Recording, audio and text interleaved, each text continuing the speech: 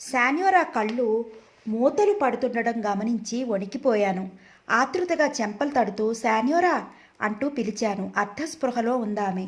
శరీరం చల్లగా నా చేతికి తగిలింది. కంగారులో ఎంత ఆలస్యం చేశాను. నా వెన్నులోంచి చలి పుట్టుకొచ్చింది. ఇక ఆలస్యం అయితే నా శాన్యోరా దక్కదు. వణుకుతున్న చేతులతో శాన్యోరాను పసిపాపలా రెండు చేతుల్లోకి ఎత్తుకుని పిచ్చివాడిలా పరిగెత్తసాగాను కారవాన్ వైపు.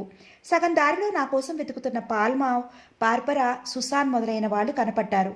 భయంకర్, శాన్యోరాకేమైంది అన్నాడు పాల్మావ్ గంభీరంగా చూస్తూ. ప్లీజ్ ముందు క్యాంపైన్ దగ్గరికి పదండి అన్నాడు పరిగెత్తుతూనే. నా వెనుకే వాళ్ళంతా పరిగెత్తసాగారు. ఓ జీపు సీట్లో అడ్డంగా పడుకోబెట్టాను శాన్యోరాని. మిస్టర్ పాల్మావ్, వేర్ ఇస్ ద డాక్టర్? వెంటనే కోరమిన్ లోడ్ చేసి ఇంజెక్షన్ పట్టరమని చెప్పండి. I want quick action please అరిచాను ఆయాసంగా. వచ్చేస్తున్నాడు భయంకర్, లోడ్ చేయడం పూర్తి అన్నాడు పరిగెత్తుకుంటూ వచ్చి పాల్మావ్. అతడి మాటలు పూర్తి కాకుండానే డాక్టర్ వచ్చాడు. చేతిలోని లావుపాటి హైపోటెర్మిక్స్ సిరంజితో. డాక్టర్ క్విక్ అన్నాను శాన్యోరా గౌను పైకి తొలగించి కుడితోడ వైపు చూపిస్తూ. డాక్టర్ వెనువెంటనే పొడవాటి సూది ఆమె తొడలో గుచ్చాడు. మెల్లిగా సిరింజి నొక్కాడు డాక్టర్. మందు ఖాళీ అయిపోయింది. సిరంజి సూతి నెమ్మదిగా బయటకు వచ్చింది. అందరూ తప్పుకోండి, ఆమెకు కాస్త గాలి తగలనివ్వండి కేకలు పెడుతున్నాడు పాల్మావ్ జీపు చుట్టూ ముగిన పరివారాన్ని తరుముతూ. డెట్టాల్ దూదితో ఇంజెక్షన్ చేయబడిన ప్రాంతాన్ని రుద్దుతూ మౌనంగా ఉండిపోయాను. డాక్టర్ శాన్యోరా చేతిని తన చేతిలోకి తీసుకుని పల్స్ చూస్తూ ఉన్నాడు. క్షణాలు భారంగా దొర్లుతున్నాయి. 10 నిమిషాలు అయిపోయింది. డాక్టర్ అన్నాను బొంగురు కంఠంతో. భయంకర్, గుండె నీరసంగా కొట్టుకుంటోంది అన్నాడు డాక్టర్ ఎడంచేత్తో నుదుటి మీద చెమటను తుడుచుకుంటూ. డాక్టర్, దయచేసి సరిగ్గా చూడండి, ఆమె బ్రతికి తీరాలి అన్నాను నీరసంగా ఆదుర్దాగా. డాక్టర్ కొన్ని క్షణాలు వెయిట్ చేసి మళ్ళీ స్టెతస్కోప్ అందుకున్నాడు. శాన్యోరా ముఖంలోకి చూస్తూ అలసిపోయిన హృదయంతో పిచ్చోడిలా కూర్చుండిపోయాను. పాల్మావు గైడ్ జైరీ నా భుజాలు రాస్తూ ఏవో ధైర్యవచనాలు చెప్తున్నాడు. అవి నాకు వినపట్టం లేదు. మిస్టర్ భయంకర్, ఇప్పుడు హార్ట్ బీట్లో మార్పు వచ్చింది. అయితే గుండె విపరీతంగా కొట్టుకుంటోంది. ఇది మంచి లక్షణం కాదు చెప్పాడు డాక్టర్ ఇంకా పరీక్ష కొనసాగిస్తూ. నాకు పిచ్చెక్కిపోతోంది. డాక్టర్, ఇంతకీ కరెక్ట్ డోస్ ఇచ్చారా? అసలు అది కోరమీనేనా అడిగాను బెంగగా అతని వైపు చూస్తూ. ఏ భావం లేకుండా మౌనంగా నా వైపు చూసి మళ్ళీ పరీక్షలో మునిగిపోయాడు డాక్టర్. మరో 10 నిమిషాలు గడిచాయి. ఇప్పుడు డాక్టర్ కళ్ళు మెరుస్తున్నాయి. Mister Bhayankar, I'm very sorry. ఇప్పుడు ఆమె హార్ట్ బీట్ నార్మల్లో ఉంది. కొద్దిసేపట్లో కళ్ళు తెరుస్తుందామె. ఇక గాబరా పడనక్కర్లేదు. ఐఆమ్ వెరీ హ్యాపీ చెప్పాడు ఉత్సాహంగా పైకి చూస్తూ. నా కళ్ళల్లో ఆనంద బాష్పాలు నిలిచాయి. Thank you very much doctor. మీ రుణం తీర్చుకోలేను. పైగా రూడ్గా మాట్లాడాను, క్షమించండి. It's all right Bhayankar. మీకు పేషెంట్పై ఉన్న ఆతృత, ఆప్యాయత, ఆవేదన మిమ్మల్ని అలా మాట్లాడించాయి. నేను పట్టించుకోలేదు. గుడ్ లక్ అంటూ వంగి జీపులో నుంచి బయటికి కదిలాడు డాక్టర్. శాన్యోరాకి ఇంకా స్పృహ రాలేదు. అసలు ఎందుకు అన్నిసార్లు పిస్తోల్ పేల్చిందామే? ఎవరి మీద? తప్పించుకున్న ఆటవికుడు ఒక్కడే కదా. అతను ఏమయ్యాడు? కోరమీన్ ఫలితం ఇచ్చింది.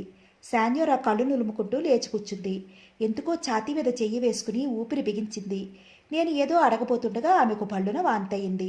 ఆమెను బలంగా పట్టుకుని ఎవరో అందించిన మంచినీళ్ళ గ్లాస్ అందుకుని ఆమెకు పట్టించాను. శాన్యోరా, ఆర్ యూ ఓకే అన్నాను వీపు నిమురుతూ. శాన్యోరా చిన్నగా దగ్గి తల ఊపింది. Yes dear, thank you. అంతలో పాల్మావు వేడివేడి కాఫీ కప్పుతో వచ్చాడు. బలవంతంగా దాన్ని శాన్యోరా చేతిలో పెట్టాను. బ్యాండేజీ వేయబడ్డ కుడి చేత్తో అందుకోబోయి చెయ్యి నొప్పి పెట్టడం వల్ల ఎడం చేత్తో తీసుకుని వేడి కాఫీని 2 కుక్కలు తాగి ఇచ్చేసిందామె. అప్పటికి కొంచెం తేరుకున్నట్లయింది. శాన్యోరా కంఠం అర్ధనీరసంగా పలికింది. భయంకర్, నువ్వు వెంటాడుతూ ఉన్న ఆటవికుడు ఓ వృక్షం వద్ద మాయమయ్యాడు. రక్తపు మరకలు చెట్టు మీద దాకా వెళ్ళి ఆగాయి. ఎలా మాయమయ్యాడో నీకు అర్థం కాలేదు. అందుకే సరిగ్గా పరీక్షించడానికి నన్ను చెట్టెక్కించావు. ఎస్ శాన్యోరా. తర్వాత మనిద్దరి పిస్టల్స్ ఉపయోగించి 11 షాట్స్ పేల్చావు. నాకేం అర్థం కాలేదు. పైగా నీ ముంజేతికి విషపు బాణం గుచ్చుకోవటం ఏంటి? తీరిక పరిశోధిద్దామంటే నువ్వు ప్రమాదంలో పడ్డావు. గైడ్ జైరీ ఉదాహరించిన కోరమీన్ అమృతంలా పనిచేసి నిన్ను బ్రతికించింది. Thank God you born again. శాన్యోరా మెల్లిగా బ్యాండేజ్ వేయబడిన కుడి చేత్తో బాబుడి హెయిర్ వెనక్కి తోసుకుంది. తల ఊపుతూ మెల్లిగా పలికింది. అవును భయంకర్, నువ్వు ఊహించని విషయం, నువ్వే కాదు ఎవ్వరూ ఊహించలేని సంఘటన అక్కడ జరిగింది. ఏంటమ్మా అది? ఉత్సుకతను చంపుకోలేక ఆసక్తిగా ముందుకు వంగి అడిగాడు డాక్టర్. అందరూ కళ్ళప్పగించి చూస్తున్నారు. వినండి, కొద్దిపాటి ఉత్తేజ స్వరంతో అన్నది. రెండో ఆటవికుడు దాక్కున్నది ఎక్కడో కాదు, ఆ చెట్టు తొర్రలో. దాన్ని తొర్ర అంటే సరిపోదు. అది చెట్టులో ఏర్పరిచిన ఓ గుహ, లేకపోతే ఇల్లు. అలా ఆ మహావృక్షంలో మధ్య భాగాన్ని లోపలికంతా తొలిచి డొల్లలా చేసి నివాసయోగ్యంగా మార్చడానికి ఎంతో నైపుణ్యం కావాలి. అంతేకాదు మరో భయం కొలిపే రహస్యం, ఆ చెట్టు లోపల ఉన్నది గాయపడ్డ రెండో ఆటవికుడు ఒక్కడే కాదు, మొత్తం 10 మంది బాసుంటో ఆటవికులు విల్లంబులతో విడిదిగా చేసి ఉన్నారు. ఆ కన్నంలోంచి నేను లోపలికి వరుసగా షూట్ చేశాను మొండిగా. మొదట ప్రవేశ కన్నం కప్పెట్టి చెట్టును మంటలతో నాశనం చేసి ఆ బాసుటో దుర్మార్గుల్ని సజీవ దహనం చేద్దాం అనిపించింది. కానీ ఆ వృక్షం కాలితే ఈ అడవి అంతా అగ్నికి ఆహుతి అయ్యే అవకాశం ఉంది. అందుచేత తప్పనిసరిగా చెయ్యి త్వరలో పెట్టి కాల్చవలసి వచ్చింది. ఆ సందర్భంలో ఎదురైన ఎదురు దెబ్బ ఇది అంది శాన్యోరా శుష్కహాసం చేసి బ్యాండేజ్ చెయ్యి చూపుతూ. మిస్టర్ భయంకర్, మీరిద్దరూ దేవుళ్లలా మా క్యారవాన్లో చేరి మమ్మల్ని కాపాడారు. జీమా స్పింక్స్లోంచి నీరు ట్యాంకర్లోకి నింపబోతున్నప్పుడు అపాయాన్ని గుర్తించి నువ్వు బార్బరాను శాన్యోరాను చట్టుకున తోసి కాపాడకపోతే వారిద్దరూ మరణించి ఉండేవారు. తర్వాత మనము చంపబడేవాళ్ళం. నీకు కృతజ్ఞతలు ఎలా చెప్పాలో తెలియటం లేదు అన్నాడు పాల్మావ్ ఆర్ద్రకంఠంతో. డియర్ ప్రొడ్యూసర్, అప్పుడే శత్రువులను మనం జయించలేదు, పూర్తిగా వాళ్ళను మనం చంపలేదు. అసలు వాళ్ళ కేంద్ర నివాసం ఎక్కడో మనకు తెలియదు. అంతేకాదు కొంతమంది బాసుంటోలను మనం చంపాం. ఆటవికులకి పాము పగ, మిగతా వారు కక్ష కట్టి మనల్ని పిచ్చిగా తరిమే అవకాశం లేకపోలేదు. సో ముందున్నది మరింత ప్రమాదం. నేను మీలో మనిషిని. మనం క్షేమంగా మోసం తెగవారిని చేరుకున్నప్పుడు మీరు ఏ కృతజ్ఞతలు చెప్పినా స్వీకరిస్తాను. దయచేసి ప్రయాణం ప్రారంభించండి. మరో అరగంట జర్నీ చేసి ఈ ప్రాంతాలకు బాగా దూరంగా వెళ్ళాలి. ఇప్పటికే చీకటి పడింది అన్నాను. తల ఊపుతూ అక్కడి నుంచి పాల్మావ్ ప్రయాణ సన్నాద్ధాలు చేయడానికి కదిలాడు. అరగంటలో మాసం తెగ ఉండే ప్రాంతానికి చేరుకున్నారు. నేను ఇంతకు ముందుకు చూసిన ఆటవికుల గూడాల కంటే ఈ మాసేయ్ గూడెం కొంత భిన్నంగా ఉన్నమాట నిజం. ఇక్కడి ప్రకృతి సౌందర్యం పిచ్చెక్కిస్తోంది. గూడెం అంతా అలికి ముగ్గు పెట్టినట్లు ఎంతో పరిశుభ్రంగా ఉంది. గుడిసెలు చీమల పుట్టలుగా చిన్నవిగా ఉన్నాయి. గుడిసెల పైకప్పులు సరిగ్గా నా గెడ్డం లెవెల్తో సమంగా ఉన్నాయి. అంటే మనిషి బాగా వంగి లోపలికి ప్రవేశించాలన్నమాట. మిస్టర్ భయంకర్, గుడిసెల గోడలు చూడండి. వెదుళ్లతో ఫ్రేమ్వర్క్ చేసి వాటిని గట్టిగా నిలబెట్టి దాని మీద బంకమన్నుతో ప్లాస్టింగ్ చేస్తారు. తిరిగి దాని మీద ఆవు కవ్వు పొలుగుతారు అంటే వర్ణించాడు జైరీ. కానీ ప్రతి ఇంటి గుమ్మాలు కేవలం 3 అడుగులు ఎత్తు మాత్రమే ఉన్నాయి. ఏదో కారణం ఉండి ఉండాలి అన్నాడు సాలోచనగా. బహుశా మాసై గూడెవాసులు పిగ్మీల్లా పొట్టిగా ఉండి ఉంటారు.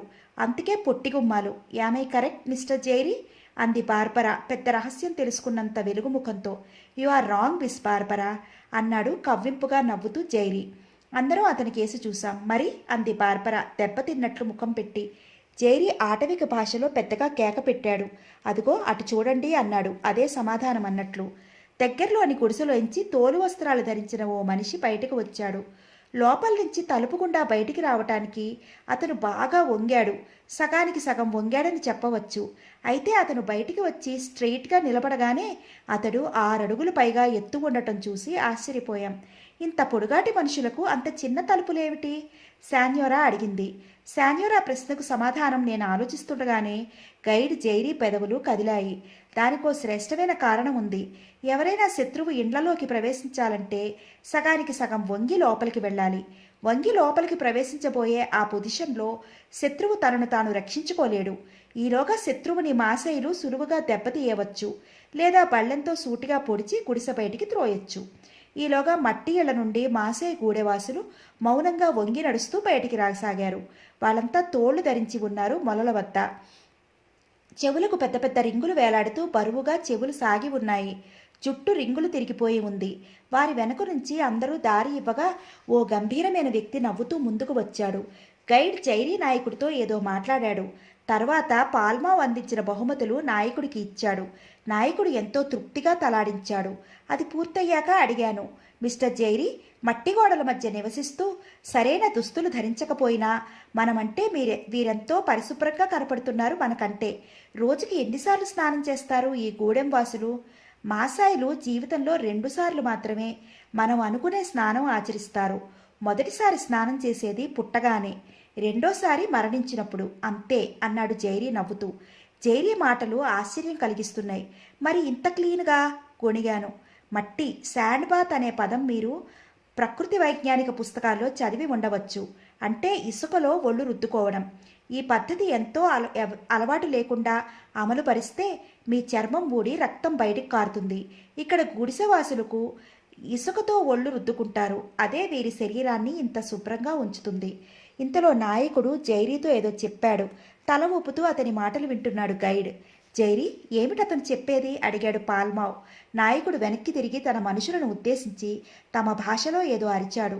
ఫ్రెండ్స్, మనం ఇప్పుడు అడవి గేదె పాలు తాగబోతున్నాం అన్నాడు జైరీ.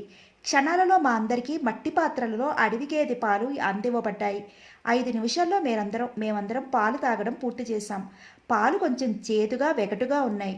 మీ ఆతిథ్యానికి కృతజ్ఞతలు అంది అందమైన బార్బరా మాసై నాయకుడి భుజం తట్టి నవ్వుతూ. ఏమిటి అమ్మాయి అంటోంది? సైగలు చేస్తూ అడిగాడు నాయకుడు భాష అర్థం కాక. నీ ఆతిథ్యానికి వాళ్ళు హృదయపూర్వకంగా మెచ్చుకుంటున్నారు అన్నాడు జైరీ. నాయకుడు గర్వంతో పొంగిపోయాడు. మేం నిజంగా హృదయపూర్వకంగా నవ్వుకున్నాం. అప్పటికి బాగా చీకటి పడుతోంది. అనుకున్నట్లు షూటింగ్ తీయడానికి ఆ వాతావరణం పరిసరాలు ఎంతో బాగున్నాయని సంబరపడ్డారు ప్రొడ్యూసర్ పాల్మావ్, డైరెక్టరు. డార్లింగ్, ఈ అరణ్యంలో జీవితం నత్తనడక నడుస్తోంది. పైగా సేఫ్ ప్లేస్కు వచ్చాం కాబట్టి వీరి రక్షణ గురించి భయం లేదు. ఇక మనం పూర్తి చేయవలసిన బాధ్యతలు నన్ను పీడిస్తున్నాయి. I have no mental peace. Please darling, మనం మ్యాప్ తీసుకుని రేపే పోర్ట్ సుడాన్ సరిహద్దుల్లోకి వెళ్ళిపోదాం అంది శాన్యోరా వెనక్గా నడుస్తూ నా భుజం మీద చెయ్యి వేసి. శాన్యోరా మాటలు నాకు నిజమనిపించాయి. సాలోచనగా తల పంకిచ్చాను. ఓకే హనీ, మనం ఇక్కడ ఉండి చేసేదేం లేదు. పాల్మావుని ఒప్పిస్తాను. ఉదయాన్నే వెళ్ళిపోదాం అన్నాను. మర్నాడు ఉదయాన్నే 7 గంటలకు శాన్యోరా నేను కావలసిన సామగ్రి ప్యాక్ చేసుకుని జీపులో ఉంచాం. మరో 5 నిమిషాల్లో బయలుదేరి 100 మైళ్ళు పైగా ఉన్న పోర్టు సూడాన్ సరిహద్దులు చేరుకోబోతున్నాం. ఉతికిన దుస్తులు ధరించి మంచు కడిగిన మల్లెలా ప్రకాశిస్తోంది శాన్యోరా.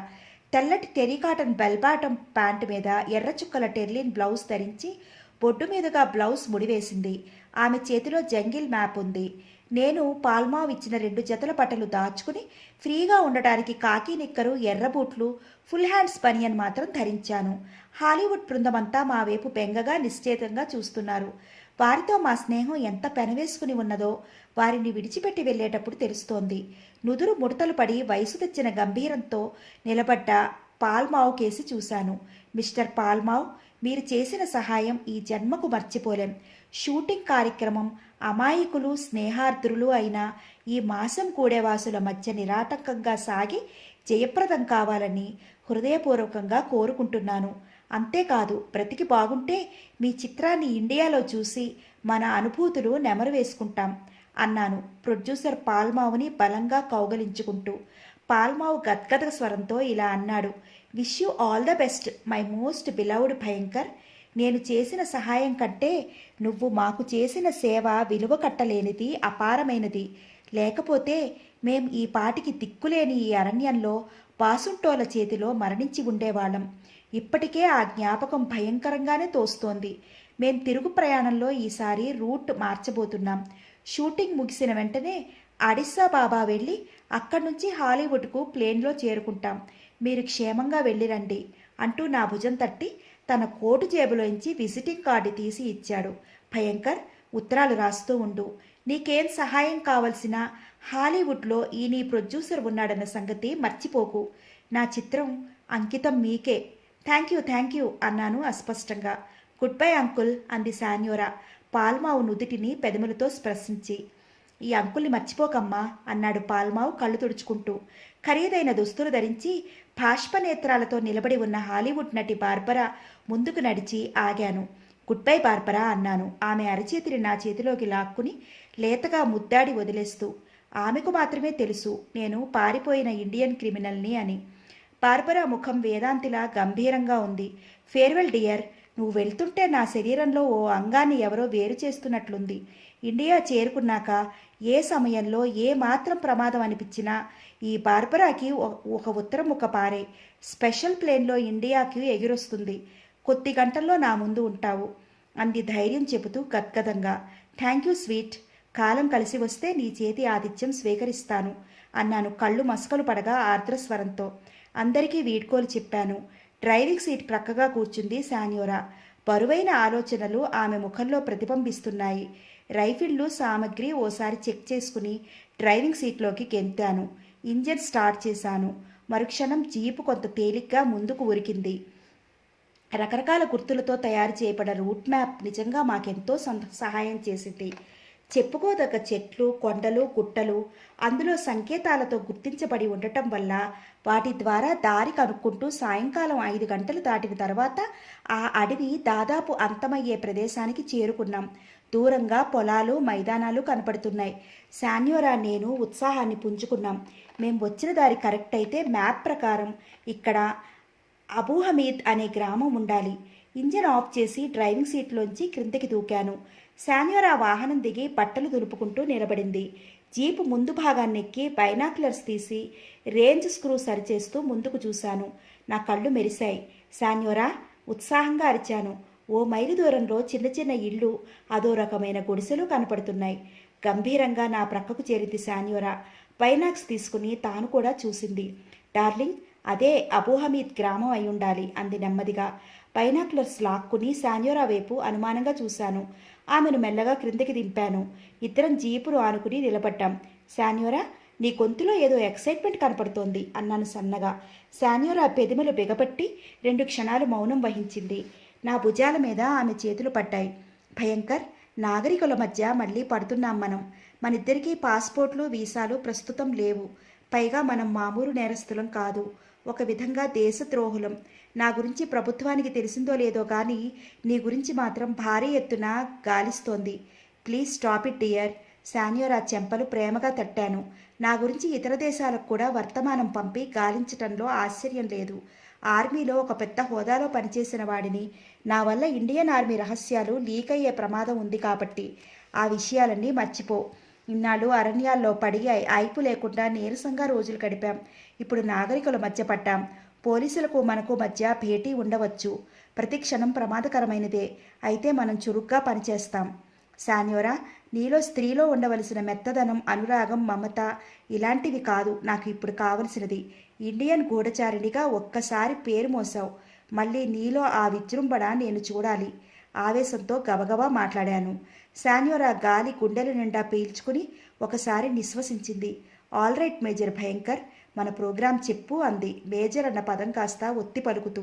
నా క్రింద పనిచేసే సిపాయిలా శాన్యోరాని చూసి ఇలా వివరించసాగాను. శాన్యోరా, మనం ఇప్పుడే అబూ హమీద్ గ్రామంలో ప్రవేశిస్తే గ్రామస్తులకు మన వాలకాలు అనుమానం తెప్పిస్తాయి. చీకటి పడ్డాక గ్రామంలోకి వెళదాం. అక్కడ మనం ఎలాగో అరబ్ దుస్తులు సంపాదించి సిటీ వెళ్ళాలి. ముందు ఏం జరగబోతుందో మనకు తెలియదు. మన న్యూ వరల్డ్ ఆర్గనైజేషన్ బ్రాంచ్కి ఎలాగో మనం ఫోన్ చేయాలి. వాళ్ళు మనల్ని రిసీవ్ చేసుకోగలిగితే తతిమ్మా విషయాలన్నీ వాళ్లే చూసుకుంటారు. తర్వాత 2 రోజులు మనం పూర్తిగా విశ్రాంతి తీసుకుని అరబిక్ ఎడారికి వెళ్ళాలి. ఎన్డబ్ల్యూఓ బ్రాంచి వాళ్ళు ఇచ్చిన ప్లాన్ ప్రకారం. ఇది ప్రణాళిక క్లుప్తంగా. శాన్యోరా తల ఊపింది. తర్వాత కండెన్స్డ్ మిల్క్, ఇన్స్టెంట్ కాఫీ డబ్బాలు తీసి అరగంటలో కాఫీ తయారు చేసింది. సన్నగా చలి ప్రారంభమైంది. వేడివేడి కాఫీ సేవించి సిగరెట్లు ముట్టించుకున్నాం. అప్పటికి గడ్డం దుప్పులా పెరగడం నాకు ఉపయోగమే అయింది. శాన్యోరా నాకు షేవింగ్ చేసింది. మీసాలు క్రిందకి దిగేలా కట్ చేసి పిల్లిగడ్డంలా కాస్త భాగం గడ్డం చివరన వదిలేసింది. ఆ మార్పు కొంతవరకు స్థానిక ముస్లింలలో కలిసిపోవడానికి ఉపయోగపడవచ్చు. ఇక చేసేదేముంది? చీకటి పడడం కోసం ఎదురు చూస్తూ అలాగే కూర్చున్నాం. పాల్మావుచే ప్రజెంట్ చేయబడిన నా చేతి రేడియం వాచ్ 7 గంటలు చూపుతోంది. దూరంగా మినుకుమంటున్న ఆయిల్ ల్యాంపులు కనపడుతున్నాయి. అప్పటికే ఆ పల్లెలో చీకటి అలుముకుంది. శాన్యోరా, మూవ్ అన్నాను చిన్నగా, జీపు ముందు సీట్లో కూలబడుతూ. స్టీరింగ్ ముందు కూర్చున్న శాన్యోరా ఇంజన్ స్టార్ట్ చేసి నెమ్మదిగా జీపును ముందుకు ఉరికించింది. పొలాలు, వాటి మధ్యగా పొడుగునా ఎత్తునైన పుంత ఉంది. దాని మీదుగా నెమ్మదిగా దొర్లుతున్నాయి జీపు చక్రాలు. శాన్యోరా, మర్చిపోకు, మనం ఇక్కడి నుంచి ఉర్దూ మాట్లాడుతూ ఉండాలి అన్నాను హెచ్చరికగా. 10 నిమిషాల తర్వాత కాషన్ ఇచ్చాను. స్టాప్. హెడ్లైట్లు ఆఫ్ అయినాయి. ఇంజన్ శబ్దం ఆగిపోయింది. ఇళ్ళు అతి దగ్గరలో కనపడుతున్నాయి. అయితే గుడిసెల కంటే అతి తక్కువ సంఖ్యలో ఉన్నాయి. కొన్ని ఇళ్లలో మాత్రం ఎలక్ట్రిక్ దీపాలు వెలుగుతున్నాయి. పరిసరాలు పరికిస్తూ నెమ్మదిగా జీపులోంచి క్రిందకి దిగాను. డాష్ బోర్డ్లోంచి టార్చ్ లైట్ తీసుకున్నాను. శాన్యోరా, నువ్విక్కడే ఉండు, నేను దుస్తులు దొంగిలించి వస్తాను. ఏమైనా ప్రమాదం వెంటాడితే పరిగెడుతూ టార్చ్ లైట్ ఊపుతాను. అది గ్రహించి నువ్వు వెంటనే జీప్ స్టార్ట్ చేసి నాకు దగ్గరగా రావాలి. ఓకే అన్నాను కదలటానికి సిద్ధమవుతూ. భయంకర్, గుడిసెల్లోకి మాత్రం వెళ్ళకు అంది హెచ్చరికగా. తెలుసు, ఎక్కువ దారులు ఉండవు తప్పించుకోవడానికి. నువ్వు మాత్రం కేర్ఫుల్గా ఉండు. సిగరెట్లు కాల్చకు, ఎవరికైనా అనుమానం వచ్చి దగ్గరికి రావచ్చు అన్నాను ముందుకు కదులుతూ. గుడ్లక్ అందామె వెనక నుంచి. ఆ కంఠంలో వ్యక్తమైన ఆదుర్ద నేను గమనించకపోలేదు. వడివిడిగా అడుగులు ముందుకు వేశాను. నిజానికి అప్పటికి టైం 7:30 మాత్రమే అయింది. అయితే అది పొలిమేరల్లో ఉన్న పల్లెటూరు కావటం వల్ల అప్పటికే రెండో జాము రాత్రిలా ఔపిస్తోంది. దూరంగా మసీదు వైపు గుడిసెల నుంచి ఎవరో తాగుపోతు పాట వినవస్తోంది. ఓ చోట టక్కున ఆగిపోయాను. అది ఓ చిన్న మేడ. చుట్టూ పిట్టగోడ ఉంది. ఇంటి వెనుక భాగం వైపు నడిచాను. ఒక క్షణం ఏదో ఆలోచించి అటూ ఇటూ పరికించాను. అదో చిన్న వీధి, జనసంచారం లేదు. పురాతన కాలం నాటి చిన్న చిన్న ఇళ్లు మాత్రం వరుసగా ఆగుపడుతున్నాయి. మేడ ఇంటి ముందు భాగం వైపు కింద భాగంలో విద్యుత్ దీపాలు వెలుగుతున్నట్లు గ్రహించాను. అయితే మేడ మీద గదుల్లో చీకటిగా ఉంది. ఇక ఆలస్యం చేయదలుచుకోలేదు. కాంపౌండ్ వాల్ మీద చేతులు వేసి ఒక్క ఊపులో అవతల వైపు దూకాను. అంతే, పొయ్యిన అరుపు వినపడింది. టార్చ్ లైట్ గిర్రున అటువైపు తిప్పాను. ఏ జాతితో తెలీదు, తోడేలు లాంటి కుక్క. ఒక్క క్షణం ఆలోచించాను. అంతే, నా కుడిచేయి బూటు కాలు వైపు పరిగెత్తటం, చేతిలో చురుకత్తి ప్రత్యక్షం కావడం, అది సరును తీసుకెళ్లి దాని మెడలో బలంగా నాటుకోవడం అంతా కనురెప్పపాటులో జరిగిపోయింది. కిక్కురు మనకండా గిలగిల్లాడుతూ చచ్చిపడిన ఆ కుక్క మెడలోంచి కత్తిలాగి రక్తాన్ని దాని శరీరానికి తుడిచి తిరిగి కత్తిని బూట్ సాకెట్లో భద్రపరిచాను. 2 క్షణాలు ఎదురు చూస్తూ నక్కి నిలబడ్డాను. కుక్క అరుపు విన్న ఎవరైనా వస్తారేమోనని. ఎక్కడా అలికిడి లేదు. రాత్రి 7:30 గంటలకే దొంగ పడతాడని ఎవరూ ఊహించరు. పిల్లిలా నీటి గొట్టం వైపు నడిచాను. చకచకా పైకి ఎగబరాక సాగాను. 3 నిమిషాల ప్రయత్నం తర్వాత చేతికి కిటికీ అంచు తగిలింది. అద్దాల తలుపులు లోపలికి తోశాను నెమ్మదిగా. కిటికీని గట్టిగా పట్టుకుని లోపలికి ప్రాకాను.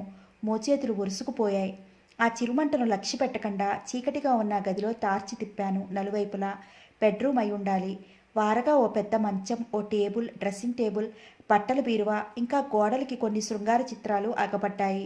పెద్ద అంగవేసి వార్డ్రోబ్ ముందుకు నడిచాను. నా చేతులు దుస్తులను వెతికాయి. తెల్లని అరబ్ అంగి, నుదుటి వద్ద కట్టుకునే తెల్లని గుడ్డ, తల చుట్టూ ధరించే నల్లటి రోప్, స్త్రీలు ధరించే బురకా గౌను లాగి గబగబా నడు చుట్టూ బిగించాను. ఇంకా రకరకాల దుస్తులు ఉన్నాయి, కానీ నాకు కావలసినవి దొరకడం వల్ల అసలు వాటి వైపు చూడలేదు. వెనక్కి తిరగానే యథాలాపంగా టార్చ్ కాంతి టేబుల్ మీద పడింది. ఉలిక్కిపడ్డాను. టేబుల్ మీద న్యూస్ పేపర్ నన్ను ఆకర్షించింది. అది వారం రోజుల కిందట న్యూస్ పేపర్. బాగా నలిగి ఉన్న టేబుల్ మీద ప్రత్యేక శ్రద్ధతో ఉంచినట్లు తెలుస్తోంది. నా గుండెలు దడదడలాడాయి. బస్ సైజ్ ఫోటో అది. ఆ చిత్రం నాదే. మొదటి పేజీలో కుడివైపుగా ముద్రించబడింది. దాని క్రింద ఉర్దూలో ఏదో రాసి ఉంది. అర్థం కాలేదు. ఉర్దూ మాట్లాడటం తప్ప చదవను రాయను తెలియదు. ఎక్కడి ఇండియా, ఎక్కడి సూడాన్, ఏమిటింత పబ్లిసిటీ నాకు? ఏదో విదేశ ముఠా నన్ను జైలు నుంచి విడిపించి ఉంటుందని, నేను ఇండియన్ సైనిక రహస్యాలు లీక్ చేస్తానని ప్రభుత్వానికి అనుమానం వచ్చి ఉంటుందా? లేకపోతే ఎంతకింత హడావుడి? కొంపతీసి ఇండియాలో న్యూ వరల్డ్ ఆర్గనైజేషన్ అధిపతి పై అనుమానం రాలేదు కదా? ఉన్నట్లుండి గది తలుక్కున ప్రకాశవంతమైంది. అదిరిపడుతూ వెనక్కి తిరిగాను. గది తలుపులు పరీక్షించకపోవడం ఎంత పొరపాటైంది. ఎదురుగా గుమ్మంలో ఉన్న వ్యక్తికేసి కాదు, అతని దుస్తులకేసి హడిలిపోతూ చూశాను. ఆ వ్యక్తి ముఖంలో ప్రశ్నార్థకం ఉదయించింది. యూ ఇండియన్ భయంకర్ ఇక్కడ? గొనగసాగాడతను అమితాశ్చర్యంతో. నుదుటి చెమటలు పట్టగా పేపర్లో ఫోటో అప్పుడే నన్ను అతనికి పట్టించింది. నేను ఆలస్యం చేయదలుచుకోలేదు. మెరుపులా కదిలి అతని కడుపులో బలంగా గుద్ది తలుపుల అవతలకి ఒక్కసారిగా గెంతాను. మా అని మూలుగుతూ బట్టల మూటలా అవతల పడ్డాడతను. తలుపును టక్కున మూసి లోపల వైపు గడియ పగించాను. పకడో పకడో అవతల వైపు నుంచి ఆ వ్యక్తి బాధతో కూడిన కేకలు అప్పుడే వినపడసాగాయి. మెరుపులా కిటికీ వైపు పరిగెత్తి వాటర్ పైపును అందుకుని జర్రున జారాను. మోచేతులు దారుణంగా కొట్టుకుపోయాయి. ఆవరణలో పరిగెత్తి లేడిలా పిట్టగోడ దూకాను. అప్పటికే మేడతాలకు లైట్లన్నీ గుప్పున వెలిగాయి. స్త్రీల కేకలు, పరుగులు. తారాజువులా గుడిసెల ప్రక్క నుంచి పరిగెడుతూ బొడ్డులోంచి టార్చ్ తీసి ఆయాసంతో ఒగరుస్తూ వెలిగించి గాల్లో ఊపాను. దూరంగా జీపు లైట్లు వెలిగాయి. జర్రున ముందుకు వచ్చింది జీపు. చెంగున లోపలికి దూకాను.